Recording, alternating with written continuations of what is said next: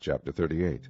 And it came to pass at that time that Judah went down from his brethren, and turned into a certain Adullamite, whose name was Hirah. And Judah saw there a daughter of a certain Canaanite, whose name was Shuah. And he took her, and went in unto her. And she conceived, and bare a son, and he called his name And she conceived again, and bare a son, and she called his name Onan. And she yet again conceived, and bare a son, and called his name Shelah. And he was a Chezib when she bare him. And Judah took a wife for his firstborn, whose name was Tamar. And Judah's firstborn, was wicked in the sight of the Lord, and the Lord slew him. And Judah said unto Onan, Go in unto thy brother's wife, and marry her, and raise up seed to thy brother.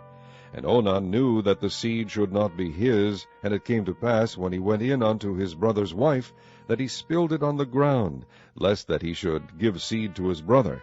And the thing which he did displeased the Lord, wherefore he slew him also.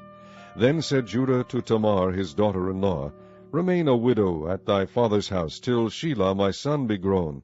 For he said, Lest peradventure he die also, as his brethren did. And Tamar went and dwelt in her father's house.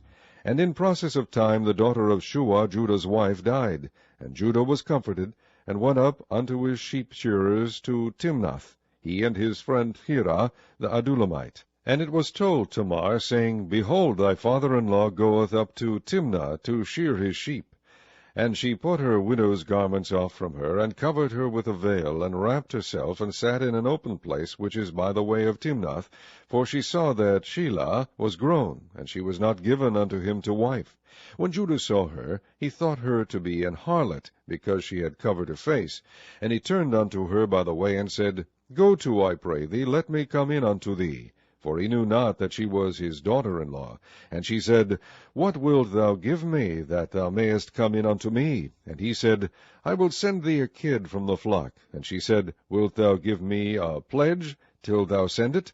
And he said, What pledge shall I give thee? And she said, Thy signet, and thy bracelets, and thy staff that is in thine hand. And he gave it her, and came in unto her, and she conceived by him. And she arose, and went away, and laid by her veil from her, and put on the garments of her widowhood. And Judah sent the kid by the hand of his friend the Adullamite to receive his pledge from the woman's hand, but he found her not. Then he asked the men of that place, saying, Where is the harlot that was openly by the wayside? And they said, There was no harlot in this place. And he returned to Judah, and said, I cannot find her. And also the men of the place said, that there was no harlot in this place. And Judah said, Let her take it to her, lest we be shamed. Behold, I sent this kid, and thou hast not found her.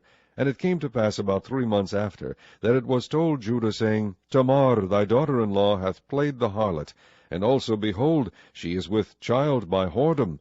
And Judah said, Bring her forth, and let her be burnt. When she was brought forth, she sent to her father-in-law, saying, By the man, whose these are, am I with child.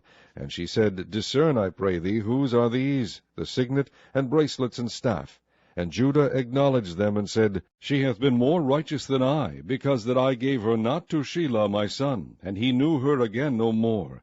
And it came to pass in the time of her travail, that, behold, twins were in her womb.